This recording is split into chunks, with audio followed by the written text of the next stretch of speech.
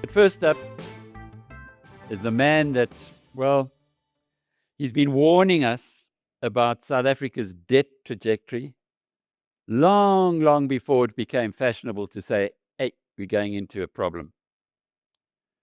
And this year, he said, we've passed the breaking point. Don't mistake Dawie Roodt for a perma bear, though.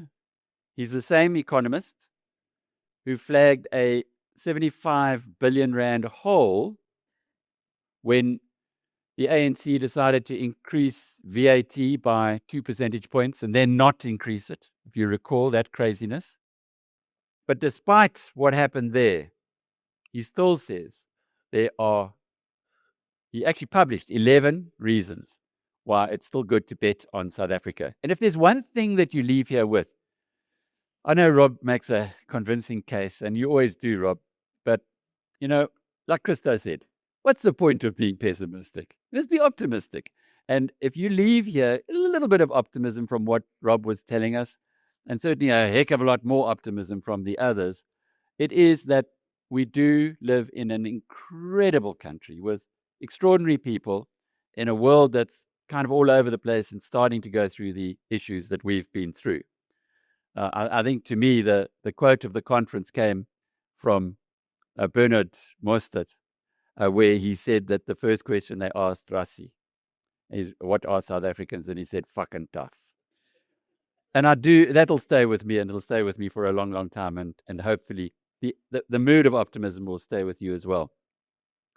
Dawie is the founding director and chief economist at the Efficient Group. He's one of our most quoted and least hedged South African economists. He's also the Business Tribe's favorite economist by some margin. It's rare that when I do an interview with Dawie that there are less than 100,000 people who watch it. Seriously, he is that popular. To open our final day, let's welcome Dawie Roodt. This BizNews production is brought to you by Brenthurst Wealth, the leader in offshore investing, connecting South Africa to opportunities worldwide. Invest better with Brenthurst. Thanks, Alec. It's really amazing to be here in the evenings, the discussion with all these wonderful people. Let me start off by saying I'm really getting sick and tired of these politicians. Because they all tell us how they're going to spend us money, how well they're going to spend it, they're going to fix it here, they're going to do it better, no corruption or transparency and all that sort of stuff. But I want them to spend less of my money. Of course, they must spend it well, but they must spend less of that. We are totally overburdened. And I'm going to share some figures with you a little bit later on what has been happening to the tax burden in South Africa and what I think is going to happen if they don't start taxing us less. We're completely overburdened. This economy cannot carry this anymore. So the politicians yesterday and the day before telling us about how well they're going to spend money, that goes without saying. Of course, you have to spend the money well, but you have to spend less of it.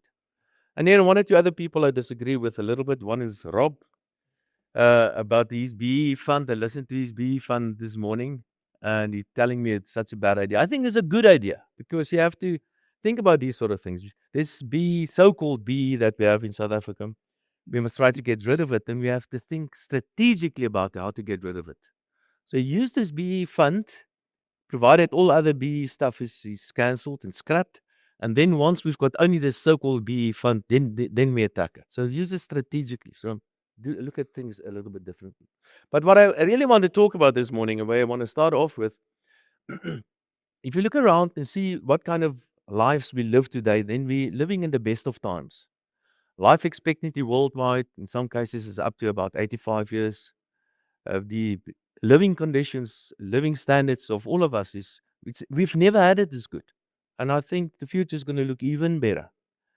The quality of education, health services, artificial intelligence, we've got access to goods and all sort of things. It is really amazing to be alive today. And I believe that we're living in this world of abundance, and we are entering a period of superabundance. We will have even more things.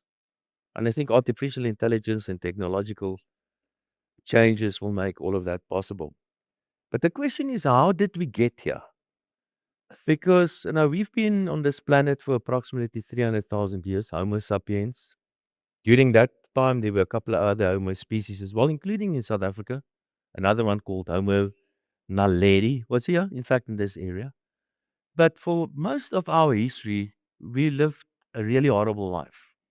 Not too long ago, about less than 20,000 years ago, life expectancy was something like about 25 years. Life was short, life was brutal. It was not nice to be alive there. But something happened from, say, 20,000 years to today that changed all that. And what is that happened? And I would like to share with you a few ideas. Maybe I can just go back about 60,000 years ago. We all came from Africa. And a group of us immigrated, and we went to all corners of the world, populated all continents with the exception of Antarctica.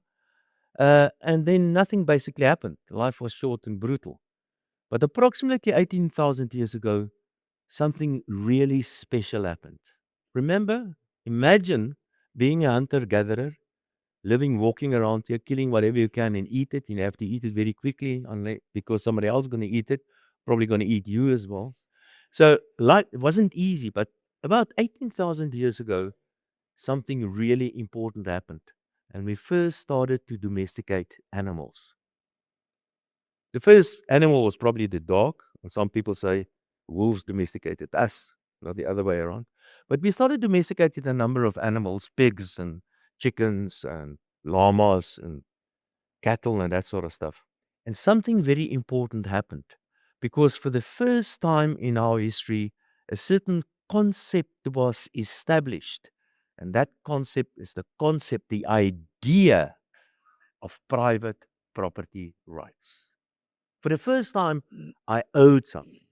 But of course, it had a huge impact on our society as well. Previously, we were small groups. Now we have got cattle. We have to track with the cattle. We can look after bigger groups. Life expectancy increased. The diet started to change a little bit. But the concept of private property rights was first established. And that is crucially important, because the next thing that happened is that we discovered something called trade. And trade is nothing but a free lunch.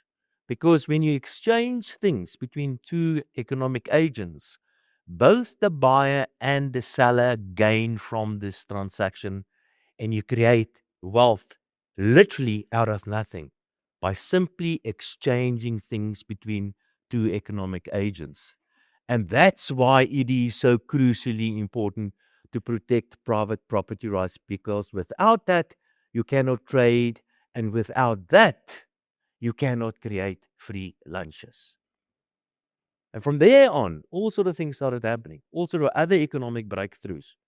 We started to domesticate grasses, carbohydrates. We started eating that. The difference is that we have to stick around to wait for the harvest to ripen. So we stopped moving after our cattle all the time. We created societies, all sort of various groupings in societies. We had the farmers, we had the guards looking after our lands. Eventually, the guards that turned into armies. We had the religious groupings establishing themselves. And of course, the rent seekers were there, the politicians, the kings. And somehow they got involved in this whole thing, and they also wanted to extract without contributing that much to society. And nothing really has changed. But in this whole process, we established all sort of new institutions, created new things, and discovered new things.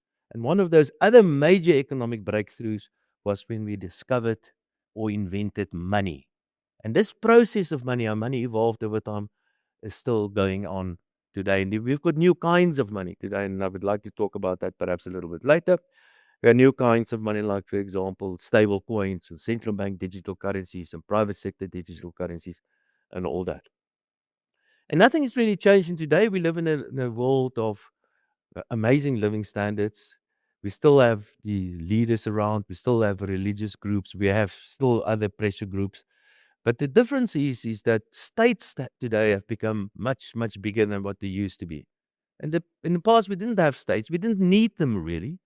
Provide a few things. The most important thing for the state is to look after, to provide law and order, to make sure we live in a safe environment. But I'm still the most important person out there. And the reason why we have a state and the reason why we have an authority is to look after me and my stuff and to create an environment that makes it easy for me to trade and to do business and to create wealth. Politicians look at it differently, of course. They think they are important. They think they have to keep on taxing us. And they think they need to spend money on all sort of things.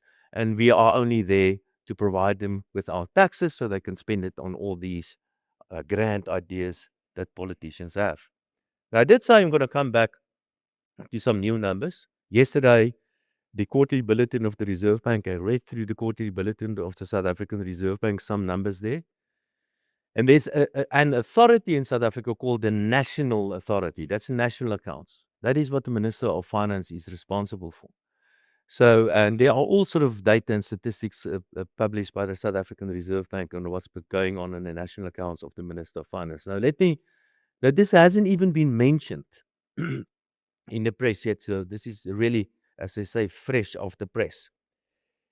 The state expenditure, I'm only talking about national accounts. I'm not talking about the provinces. I'm not talking about the state-owned enterprises. I'm not talking about the local authorities. Only what the Minister of Finance is doing. State expenditure in the first quarter of this year as a percentage of GDP currently stands at 35%. The highest in history. State revenue just gone up to 30% of GDP, the highest in history. And it more than doubled the past 30 years or so. Now, if you analyze the fiscal accounts, and that's what I do all the time, but I've just described on how things change over time, you can see exactly that happening in the fiscal accounts of the Minister of Finance. And I quite often wonder, why is South Africa where it is? Because if you look, again, if you stand back a little bit and look how we evolved over history, clearly we've been doing an excellent job. But it hasn't been a straight line. It's not always up. In the case of South Africa, it's been down recently, especially the past 15 years. And today we are poorer than what we were 15 years ago on a per capita basis. So the South African economy is not doing well. In fact, it's absolutely doing horrible, unlike what's been happening the past, say, 20 years or so. So something is wrong. And what is that thing? And I think that thing has got a name, and that thing is called the ANC. And it's called, and it's wrong because the ideological base is established, the ideological roots is somewhere 100 years ago in socialism or communism. So they call themselves even silly names like comrades, for example. It's simply completely out of sync with the modern economy to be a socialist today, because the state can't afford this. The state can't be everything. And that's exactly what Karl Marx told us, is that everything should belong to everybody. And if everything belongs to everybody, nothing belongs to anybody. And so that's ideological roots. So the INC's policies are wrong as well. And I'm going to touch on some of these policies. Policies like, for example, expropriation, which is wrong because that's the reason why we are where we are today, because of private property rights and many other policies as well. So the policies are wrong. The INC is also known for incompetence or cadre deployment and for corruption. And the result of all of that is the local authorities that collapsed mostly. And now they want to spend more money, the politicians. The state-owned enterprises collapsed basically. And the national accounts, as I've just referred to, the national accounts where state debt levels or state expenditure has gone up to 35% of GDP, state revenue to 30% of GDP, and state debt as a percentage of GDP, it currently stands about 80% of GDP. Each one of you owe 100,000 Rand more than what you think you owe, because that's the amount of money that the Minister of Finance borrowed on your behalf.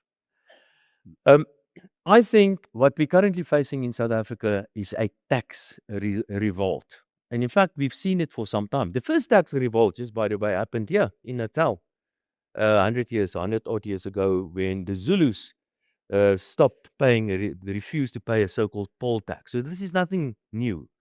Wayne Duvenage is here as well. He's part of the reason why another tax revolt happened, and that's on the toll roads. That was a tax revolt in a way as well.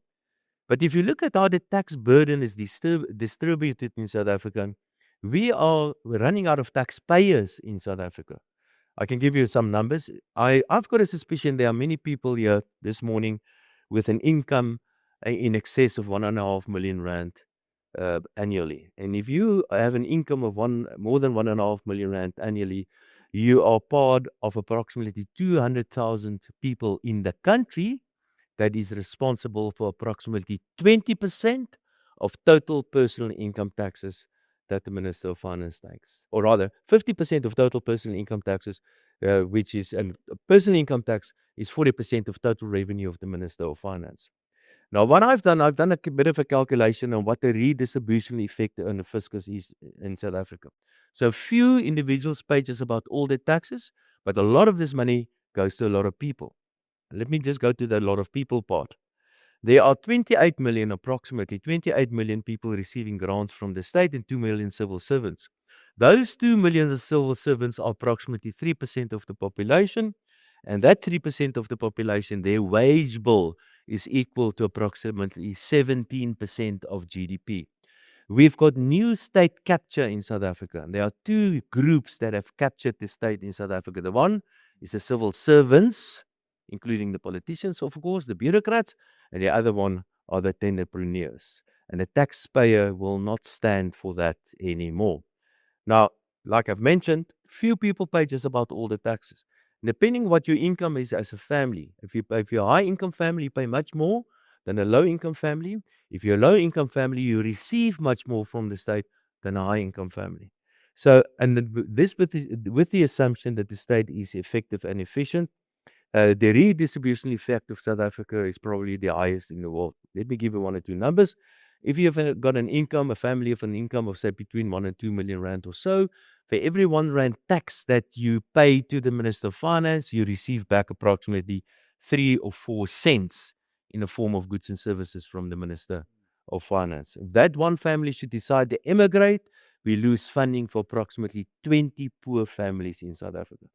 I'm not saying all civil servants are overpaid and underworked. Of course, there are many of them that are completely overworked and underpaid, but the civil servants in South Africa are there in the first instance to serve me and to protect me and to protect my stuff and make it easy for me to do business. And that's certainly not what we get from the state. So I've got a suspicion we have a bit of a tax revolt in South Africa, and I'm not suggesting that we should be stop paying taxes, but this is what I suggest, and it's not illegal to do that. In fact, I'm opposed to a tax revolt. If we stop paying taxes, it's going to be extremely difficult to get people to start paying taxes again. And we have to remember there are many, many millions of people that will literally die of hunger if we stop paying taxes. There are that many millions of people that depend on the state for an income because the economy is not growing fast enough. Maybe I can just make this point before I get to slightly better the outlook for the South African economy. If you look at the state revenue and state expenditure has been going up as a percentage of GDP, but the economy is not growing fast enough to support that. Remember, the Minister of Finance is just as dependent on economic growth for revenue as all of us. If the economy doesn't grow, we can't make money. So the Minister of Finance, he keeps on spending a certain amount of money. He does not reduce the amount of money he spends, but he still needs that amount of money, despite the fact that the economy cannot provide enough money to the Minister of Finance. So what he does, he gives more money, and that's what he did in the last budget. He gives more money to SARS, and SARS used this money to become more effective and efficient, to squeeze more money out of the economy. And that's the reason why the tax burden keeps on going up in the economy. So my advice to people, and this is what I think we should start doing, do not evade taxes. Do not break any laws, but do whatever you can to pay as little tax as possible. Deduct every possible thing that you can, deduct it from your revenue to make sure that you reduce your tax burden. If you have any complaint, do it. If you can throw the book at SARS, do it. Because SARS has stopped working for us. SARS is working for the state, and SARS is working for the politicians, and they have no respect for the taxpayer in South Africa anymore. Now, maybe I've got a few minutes left. Let me just tell you a few things on what I think is going to happen to South Africa on a slightly better note. Last year, we made it a policy change and we reduced the inflation targets to 3%, which was a brilliant thing to do. Thank you to Lesetja and Jager for putting pressure on the Minister of Finance to reduce the inflation target to 3%, which is a good thing. The rand appreciated. A lot of money came into South Africa. The capital market, the equity markets did quite well. Interest rates were reduced, and some of that will spill over into the real economy.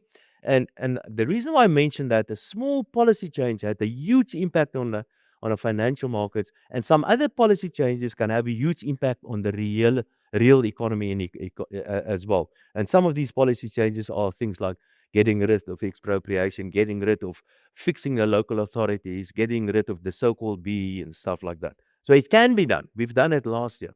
So last year we thought the economy is going to start growing quite nicely. Then unfortunately we had this war in the Middle East, and now all bets are off the table.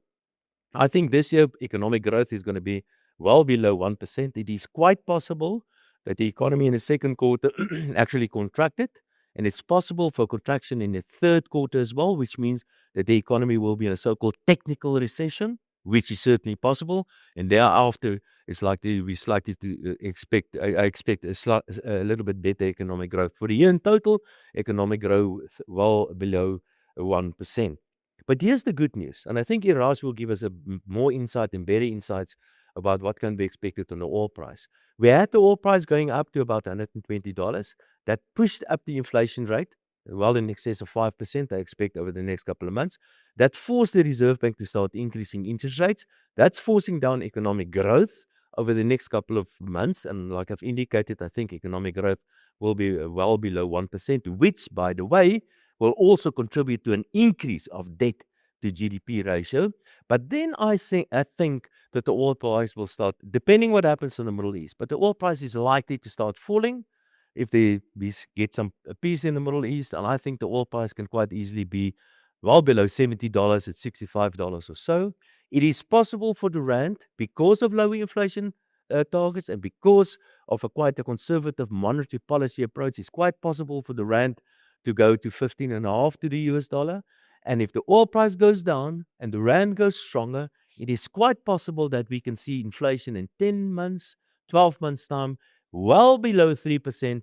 That will create the opportunity for the Reserve Bank to start cutting interest rates again, and we will get a huge stimulus from monetary policy over, say, 10 or 12 months' time.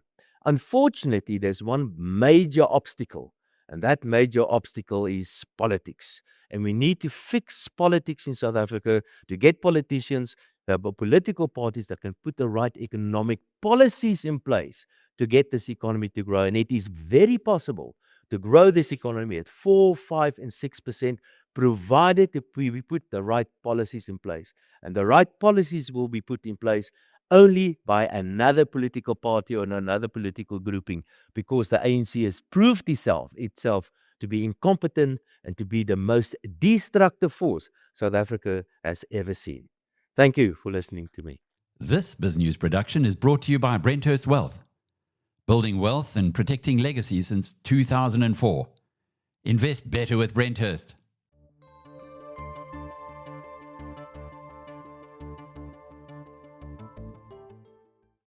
Start your day a step ahead. BizNews Insider. It delivers the business stories that matter every morning straight to your inbox, sharp, fast, and free. Subscribe now.